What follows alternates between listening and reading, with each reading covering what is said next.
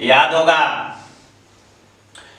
होगा पिछले क्लास में हमने ये समझाया था कि जब आवेश किसी गोलाकार चालक के पृष्ठ पर समान रूप से फैला है तो भाई इसके पृष्ठ के बाहर विद्युत क्षेत्र की तीव्रता का मान क्या होगा।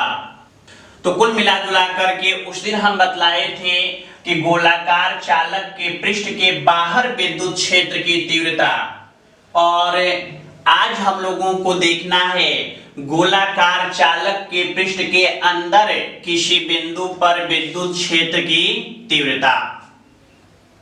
तो हेडिंग दे सकते हैं, आवेशित गोलाकार चालक के कारण विद्युत क्षेत्र की तीव्रता, और इसमें कंडीशन कौन सा, दूसरा, चालक के पृष्ठ के अंदर विद्युत क्षेत्र। तो भाई आज हम लोगों को चालक के पृष्ठ के अंदर विद्युत क्षेत्र की तीव्रता का मान निकालना है।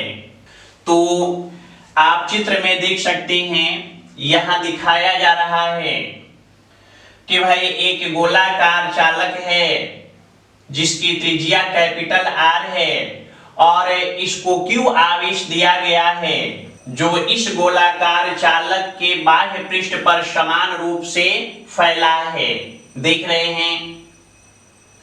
और आप ये भी देख सकते हैं कि इस गोलाकार चालक के पृष्ठ के अंदर इसके केंद्र से आर दूरी पर एक बिंदु P है जहां पर विद्युत क्षेत्र की तीव्रता का मान निकालना है।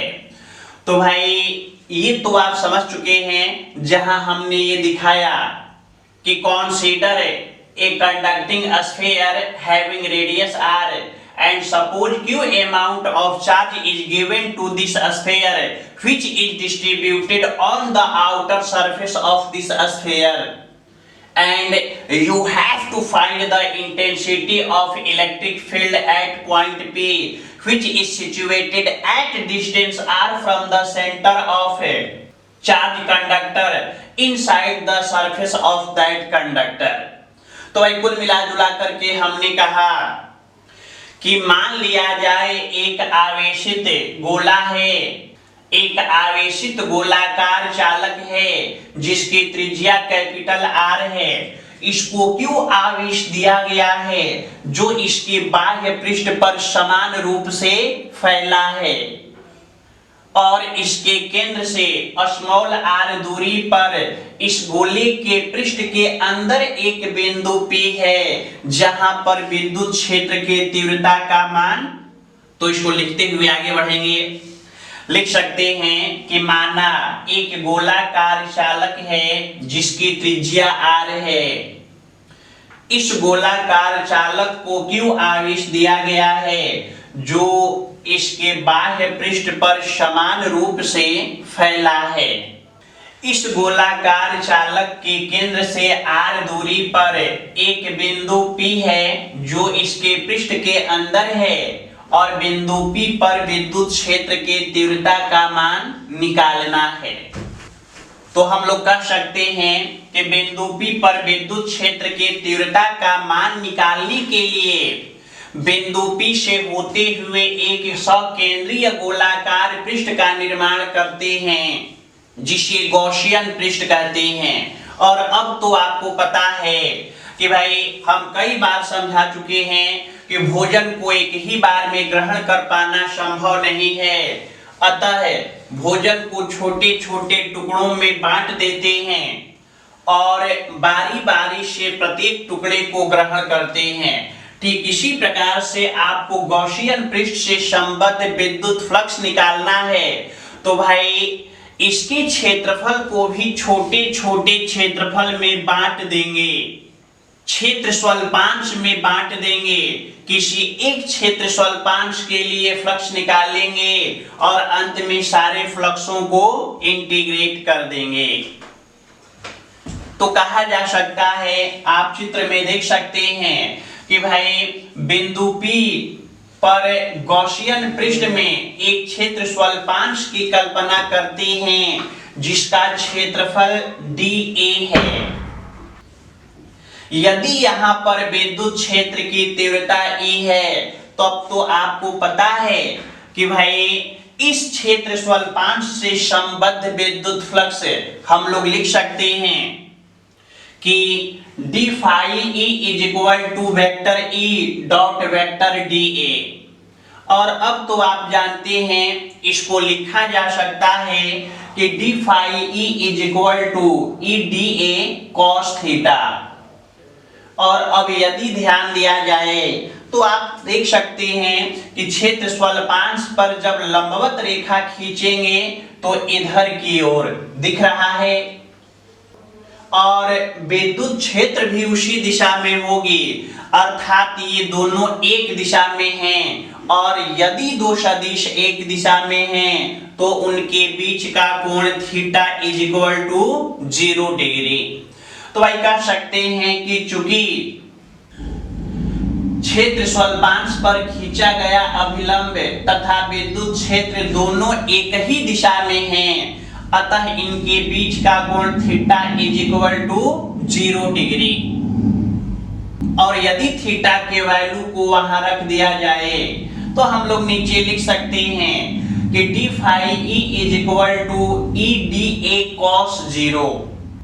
और आप जानते हैं कि कॉस 0 इज इक्वल टू 1, तो भाई लिख सकते हैं कि D phi E is equal to E D A into 1। और यदि मल्टीप्लाई कर दिया जाए तो लिख सकते हैं कि D phi E is equal to E into D A. चलिए, यह तो क्षेत्र स्वल्पांश से संबद्ध विद्युत फ्लक्स है, भाई छोटे से क्षेत्रफल से संबद्ध विद्युत फ्लक्स है। लेकिन हम लोग को तो पूरे गॉसियन पृष्ठ से संबद्ध फ्लक्स का मान निकालना है। तो अब तो आप समझ रहे होंगे कि सारे फ्लक्सों को इंटीग्रेट कर देंगे। तो हम लोग लिख सकते हैं कि अतः पूरे गॉसियन पृष्ठ से संबद्ध विद्युत flux phi E is equal to integration of d phi A मान लेते हैं इक्वेशन फर्स्ट। तो भाई डी फाई ई का वैल्यू तो हम लोग निकाल चुके हैं, तो कह सकते हैं कि डी फाई ई का मान समीकरण 1 में रखने पर और यदि वैल्यू को लिख दिया जाए तो phi E is equal to integration of E D A. और अब तो आप समझ रहे हैं कि ई नियत होगा तो ई को बाहर निकाल देंगे, तो हम लोग लिख सकते हैं कि phi E is equal to E integration of D ए।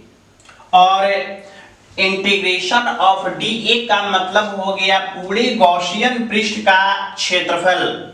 तो भाई गॉसियन पृष्ठ तो गोलाकार है और गोले की त्रिज्या है 4 पाई आर स्क्वायर, तो इंटीग्रेशन ऑफ डी ए के जगह लिख सकते हैं 4 पाई आर स्क्वायर।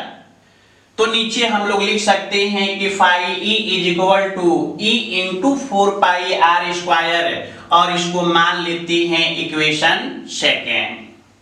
तो चलिए हम लोग गॉसियन पृष्ठ से संबद्ध फ्लक्स का मान अवश्य निकालें, लेकिन पुनः इसी पृष्ठ से संबद्ध विद्युत फ्लक्स का मान निकालेंगे, लेकिन निकालने का तरीका होगा गॉस का नियम। तो कहा जा सकता है कि गॉसियन पृष्ठ से संबद्ध विद्युत फ्लक्स गॉस के नियम से। और ये तो आप जानते हैं कि flux phi E is equal to Q by epsilon naught. तो भाई यहाँ क्यू क्या है? गॉसियन पृष्ठ के अंदर स्थित आवेश। तो जरा गौर से चित्र को देखिए भाई, बाहर वाला जो गोला है वह तो गोलाकार चालक है और अंदर जो गोलाकार भाग दिख रहा है वो कहलाएगा गॉसियन सरफेस, गॉसियन पृष्ठ। तो जरा देखिए, क्या गॉसियन पृष्ठ के अंदर कोई आवेश है? नहीं, जो भी आवेश है बड़े वाले गोले के बाह्य पृष्ठ पर है। गॉसियन पृष्ठ के अंदर तो कोई आवेश दिखता नहीं है।